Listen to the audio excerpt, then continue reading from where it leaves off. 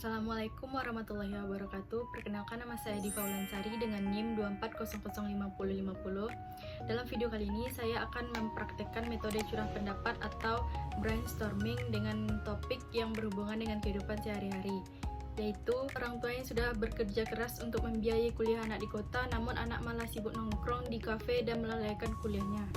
Enjoy the video. Assalamualaikum warahmatullahi wabarakatuh. Waalaikumsalam warahmatullahi wabarakatuh. Perkenalkan, nama saya Diva Ulansari.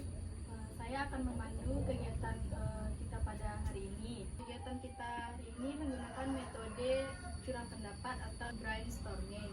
Nah, sebelum masuk ke dalam kegiatan brainstorming, aturan dari kegiatan ini yang pertama, semua pendapat dari teman-teman itu akan diterima. Terus yang kedua, tidak akan ada kritik atau sanggahan. Terus yang ketiga, jelaskan pendapat tersebut dengan bahasa yang singkat dan jelas. Oke?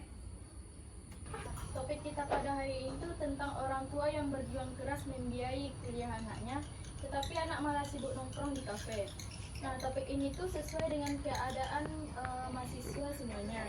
Karena banyak orang tua bekerja keras dan berkorban demi memperkuliahkan anaknya, tetapi pengorbanan tersebut tidak selalu diimbangi dengan tanggung jawab dari anak tersebut.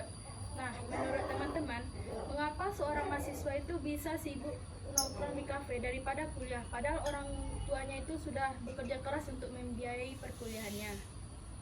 Kalau menurut saya sebagai mahasiswa tuh kayak mungkin bisa dilihat dari segi pergaulannya. Misalnya seperti dia tuh bergaul kepada anak yang hidupnya mahasiswa nih kayak sosialita, lebih mementingkan media sosialnya seperti memberikan makan Instagram ya, yang kata-kata tren itu. Terus tidak mementingkan kuliah, yang penting kuliah datang gitu. Nah, jadi karena dia berteman sama anak-anak seperti ini tadi, dia terbawa arus sehingga dia tidak merasa dirinya ini yang sebagai siapa dirinya sebenarnya yang pertama. Nah, karena itu dia terbawa arus karena salah pergaulannya tadi. Berarti pengaruh teman ya? Kalau menurut saya mungkin dia itu kurang motivasi dalam kuliah. Bisa jadi kuliah itu bukan keinginan dia sendiri. Jadi dia merasa kuliah itu hal yang tidak penting. Kalau menurut saya mungkin anak tersebut tidak memikirkan bagaimana susahnya orang tua di kampung mencari uang untuk kuliahnya. Jadi ia menggampangkan semuanya itu. Nah, terus kayak misalnya tuh mereka lebih karena sering nongkrong kan untuk update foto misalnya di Instagram ataupun TikTok ataupun media sosial lainnya. Nah, dari sana juga mereka bisa terpengaruh karena lebih asik pada media sosialnya dan juga tidak fokus pada kuliahnya. Saya juga melihat adanya kurangnya faktor kontrol diri dari dirinya sendiri, sehingga dia banyak memperluangkan waktunya itu buat main-main saja, bukan untuk kuliahnya.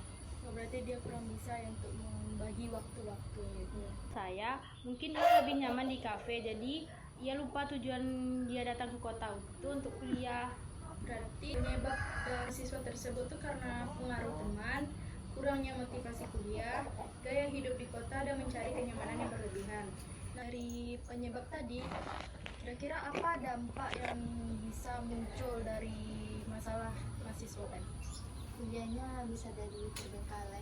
Itu keras orang tuanya tuh sia-sia, terus masa depan anak juga terancam dan kedisiplinannya sebagai anak tuh juga berkurang. Dari dampak dan penyebab tadi, kira-kira apa solusi yang bisa kita berikan dari permasalahan anak tadi?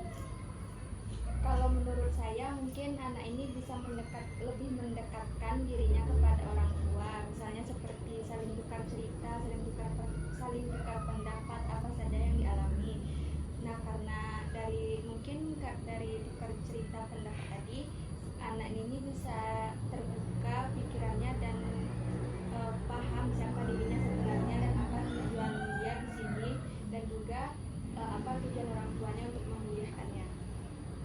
Kalau menurut saya menyusun jadwal belajarnya itu merupakan suatu hal yang paling penting.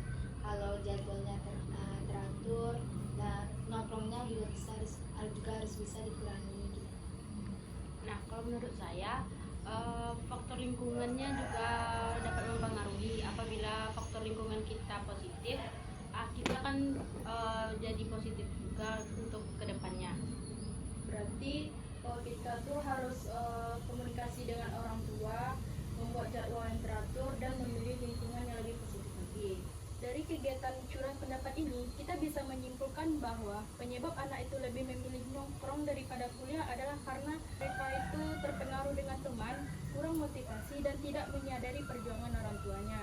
Karena akar dari banyak masalah itu adalah perilaku mahasiswanya, termasuk nongkrong berlebihan, kurang motivasi, dan tidak menghargai perjuangan orang itu sering berasal dari ketidakketahuan, miskomunikasi, atau tidak adanya keterhubungan antara emosional anak dengan keluarganya. Nah, jadi solusinya tuh memang komunikasi antara orang tua dengan anak. Baiklah, mungkin sekian pendapat kita pada hari ini. Terima kasih atas pendapat dan solusi dari teman-teman semua. Saya akhiri dengan Assalamualaikum warahmatullahi wabarakatuh. Waalaikumsalam warahmatullahi wabarakatuh. Nah, dari kegiatan curah pendapat pada hari ini, kita belajar bahwa sebuah masalah itu bisa dilihat dari berbagai sisi dan solusi. Thanks for watching. Bye-bye.